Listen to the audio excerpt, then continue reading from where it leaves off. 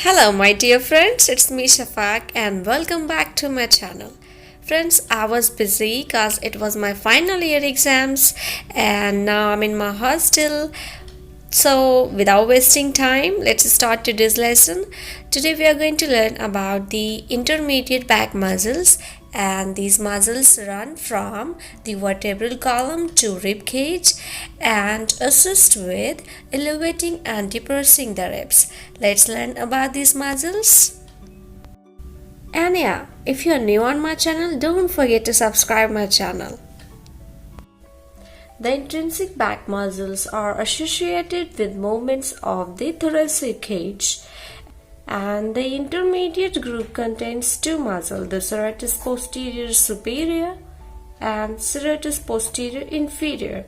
Serratus posterior superior. Serrated refers to a finely nosed edge, and posterior your backside and superior upper. Okay, so serratus posterior superior is present here. Serratus posterior superior is a thin rectangular shaped muscles and it lies deep to the rhomboid muscles on the upper back. Rhomboid muscles, you remember rhomboid major and minor? Here.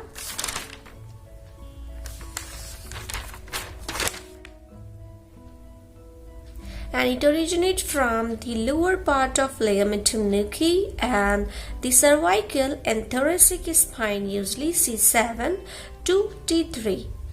Okay, C7 to T3, and the fibers runs in an inferior lateral direction like this.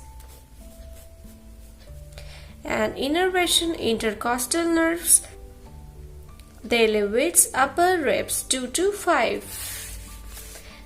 Second is serratus posterior inferior, that is inferior, lower side, and the serratus posterior inferior is broad and strong. Here you can see it lies underneath the latissimus dorsi muscle. Latissimus dorsi muscle here, you remember?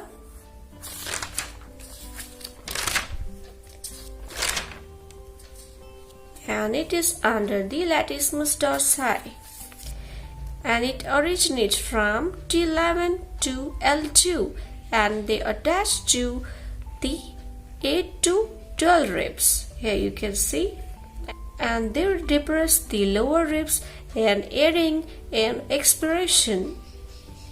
Okay friends, thank you for watching. Next we will move on to the deep muscles of back. Bye bye, take care.